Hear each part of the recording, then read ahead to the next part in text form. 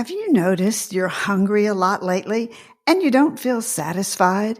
It's true that some foods make you feel more full than others, and this feeling of fullness is called satiety. Don't go anywhere. How about some bariatric friendly foods that will help you fill up but not fill you out? So no packing on the pounds. They're back. Calcium Dark Chocolate Bars, a ProCare Health customer favorite. Now available online at procarenow.com. Creamy chocolate plus calcium and vitamin D. You'll love them too. Use code SUSAN10 to save 10%. Hi, I'm registered dietitian nutritionist Dr. Susan Mitchell, ex-radio dietitian turned podcaster. You're listening to the Bariatric Surgery Success podcast, episode number 133. Are you tired of all the hype and the confusion when it comes to nutrition, especially bariatric nutrition? Eat this food? No, don't eat that food. Skip certain meals. Try this diet to reset your pouch, or heck, just do a detox. Really, it's enough to make you say, forget about it, isn't it? I don't know what to do. Well, I do. I know what to do. It matters where you get your nutrition information. And when it comes to bariatric surgery, nutrition is specific. So let's cut through the hype. Let's get the accurate nutrition information you need to know. Simple strategies that will work in your real life. I created the Bariatric Surgery Success podcast for you. So you're in the right place. I appreciate you and I appreciate your time. Well, I want to give a shout out today to Jason, who said, I really enjoy your podcast and I've learned something from each one. Thanks. Oh, Jason, that makes me happy. Thank you. I love to hear that you not only enjoy the podcast, but you learn something valuable for your life. Well, speaking of information valuable for your journey, bariatric psychologist Dr. Connie joins me to talk about relationships. This will be coming up in 2 weeks. You've asked in the Facebook group to know how relationships, especially marriages, change after surgery. Well, we'll dig into it. Why are you still hungry after a meal when you feel like you should be satisfied? Our wonderful bodies can be complicated, and several factors can affect your hunger. The type of foods you select definitely affect how satisfied you feel. And they also play another role in the production of hormones that affect hunger. In fact, the macronutrients, protein, and carbs affect the production of neurotransmitters or brain chemicals such as dopamine and serotonin that then affect appetite. So back to some specific filling foods in a moment, but first a little bit more about fascinating research that suggests that obesity is a disease and it should be treated that way, just like heart disease and high blood pressure. It's a disease that causes a malfunction or dysfunction in the regulation of your appetite. And guess what it's connected to? Yes, the brain. Research suggests that signals which physically tell you that you're hungry or full are controlled by your brain. It appears that the brain is not only involved in regulating hunger and feeling full, but also with eating for pleasure, which is known as hedonic eating. Well, hormone regulation is controlled by the brain, and this hormone regulation plays a large part in appetite control. So don't miss this. In obesity, there seems to be a malfunction in these signals that the brain's sending out. Maybe you've heard of hormones called leptin and ghrelin. They're called hunger hormones, or referred to in that way. When your stomach is full, the brain signals for the release of leptin for appetite control. In obesity, this signaling seems to have its wires crossed and not to be working correctly. Guess what the result is? Yes, feeling hungry and overeating when you're actually full. The hormone ghrelin is tied to stimulating the desire to eat, and it may work overtime.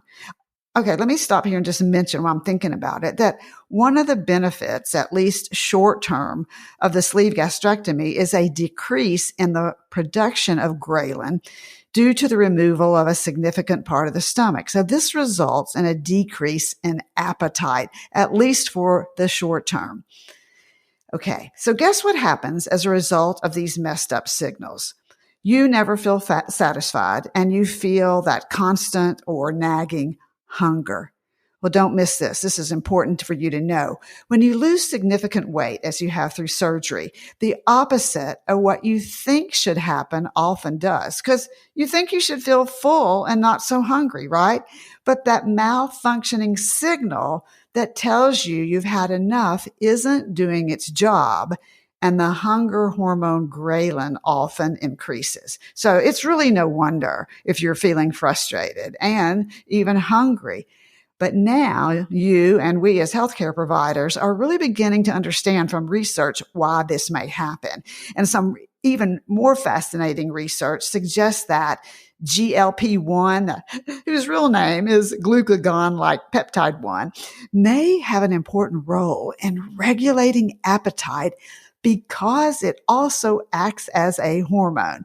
It's a player too in signaling with the brain whether you've had enough to eat or you're hungry. You've likely heard about the weight loss and diabetes drugs, Wegovy and Ozempic, which are in this class of drugs called GLP-1. Wegovy and Ozempic kind of mimic GLP-1. So what you're thinking?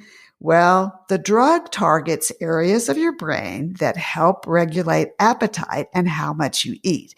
So basically, the drugs improve communication between your gut and brain. It works in the brain to curb your appetite and also works in the stomach to slow down how fast the stomach empties. And guess what that results in? Feeling less hungry and more satisfied with a small portion. So these medications may be used selectively and they partner with other lifestyle changes after surgery, such as what we're also talking about today, the selection of foods that fill you up. So don't get me wrong. Behavior change, exercise, healthy eating, realistic portions, the right percentage of macronutrients like protein and carbohydrate all continue and will continue to be a very important part of your journey. So choosing foods that fill you up can definitely help. So, okay, I know you've heard this over and over, so I might sound a little like a broken record, but eat your protein food first. Yes, please. Long-term success depends on an adequate intake of protein today, tomorrow, and each day down the track. You'll start to notice that you're not as hungry and feel comfortably full on less food. Notice less food. One big reason to reach your protein goal each day is that protein supports your metabolism. The more muscle you have on your body, the higher your metabolism rate will be and the more calories you will burn. So I'm going to talk about 3 of my favorite go-to protein-rich foods that fill you up: eggs, cottage cheese, and fish. These are part of my week-to-week lifestyle. I keep hard-boiled eggs in the fridge for a quick snack and as part of also a quick breakfast. You can take leftover veggies that need to be used, saute them, and add to scrambled eggs, or make into an omelet. Nutritionally, eggs are very high-quality protein, and they also contain beneficial, naturally occurring nutrients, or what's called phytonutrients, in the yolk that are good for your eyes. So eggs keep you feeling full and have lots of other nutritional benefits. Another food that fills you up is cottage cheese. Okay, I know. You either like cottage cheese or you don't. But if eggs aren't your thing, or even if they are, cottage cheese is another good option. High quality protein, filling, and keeps away hunger.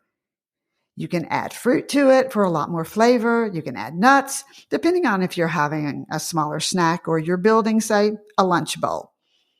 And my third, how often are you eating fish? Okay, honest, I'm trying for twice a week at least. Doesn't always happen, but I'm working towards it. Fish is powerful. It's a powerful protein that satisfies hunger. And it doesn't have to be a pain to fix. It can be as simple as tuna or salmon in a can or a pouch. Perfect to keep in your pantry and become a go-to. Salmon patties, easy to make. I have a good recipe for them on the website. That's breakingdownnutrition.com under recipes. I'll also put the link in the show notes. Let's not forget carbohydrate foods that fill you up and not out. Yes, I said carbs. Yes, you can eat carbs. Depending on where you are in your journey, go back and listen to podcast episode 127. Can you really eat carbs? Yes, you can, and you'll be glad you listened. I'll put the link in the notes where you can find it, or just go to where you listen to podcasts, look for episode 127. So yeah, I also have go-to carbs that I reach for week in and week out. And two of those that are my go-tos for fiber and to fill me up, and they will fill you up, are the ancient grain farro and black beans. Well, truthfully, any bean. I actually really like all the beans, but I love black beans. I need to stay full and have energy for the day. And you do too. Both of these contain a lot of fiber, and they're referred to as complex carbohydrates. I call them smart carbs, a term you hear me use a lot, because they take longer to break down, meaning your blood glucose doesn't just shoot up and then crash, and they're more satisfying. I use farro in place of rice as a side dish. I use it in a bowl with protein sources and veggies. I use farro with marinara sauce, and I melt cheese on it. All kinds of ways to use it. And then I do the same thing with black beans. I actually will melt cheese over them for a snack or lunch. I like to make black bean soup and then freeze it in portion sizes, or do a quesadilla with black beans and veggies you have on hand using a whole grain tortilla or as a side. All of these foods work. All of these foods. The portion size is the key here, and portion size varies person to person, male to female, and how much you're eating every day. And that's going to be determined by your activity level, the workouts that you're doing, all play a part in calories that you need, which ultimately means portion size, right? And don't forget, often we forget about these wonderful salad greens and low-calorie veggies like spinach and broccoli, asparagus, I love that, bell peppers, mushrooms. They have so few calories per bite. Think about that. So few calories per bite. So you can combine them alongside your beans or your farro to fill you up with very few calories. Two more foods that fill you up: avocado and nuts. You're probably thinking, wait a minute, these are high in fat. Yes, they are. And a little fat is very filling. Avocados, nutrient profile, first of all, great nutrition source. But what we're talking about today, they satisfy you. They contain the better for you fat called monounsaturated, which not only satisfies, but it has an anti-inflammatory effect. So win-win. Top your black beans or your farro with a small slice or two. Serve avocado alongside your fish. Add a slice or two to your salad greens, or top your scrambled eggs with slices of avocado. And one final one, let's talk nuts. You probably think I've gone nuts with some of these things, but actually these are go-to foods that can work day in and day out. So once you're back to eating regular foods, nuts really satisfy. A small amount is key because of their fat, they are very caloric. So a small amount goes a long way towards helping you feel full. I'm talking walnuts, pecans, pistachios, cashews, peanuts, doesn't matter. Whatever your favorite is, they all have good things about them when it comes to nutrition, but they contain fiber, and the fiber in nuts is filling. So again, monounsaturated fats, some polyunsaturated fats, both the healthier types, plus vitamin E. So try almonds or walnuts, peanuts. Put them in high-protein oatmeal, sprinkle in a salad, or add a few to a stir-fry. Here's what I want you to do this week. If you're multitasking, listen closely. Answer yourself honestly. Are you hungry a lot? Just never feel satisfied as you should? Go back and do a refresher. Are you eating your protein first? Are you choosing high-quality protein, such as eggs and fish, cottage cheese? Are you allowing yourself carbs, the complex, high-quality, smart carbs? What type of carbs are you eating? And can you add in a little fat, avocado, some nuts? Where can you tweak? Start today and make some small tweaks. Foods that fill you up, not out. Remember, it's never too late to start. You are worth it. Bariatric Surgery Success with dietitian Dr. Susan Mitchell is produced and owned by Practicalories, LLC. All rights reserved. Remember, the content provided on this podcast is for information purposes only and doesn't create a patient-provider relationship. It's intended to provide reference material and is not designed to provide medical advice. Please consult your healthcare provider regarding any medical issues you have relating to symptoms, conditions, diseases, diagnosis, treatments, and side effects. Podcast guests express their own opinions, experience, and conclusions which do not necessarily reflect or agree with the host, Dr. Susan Mitchell or Practicalories, LLC.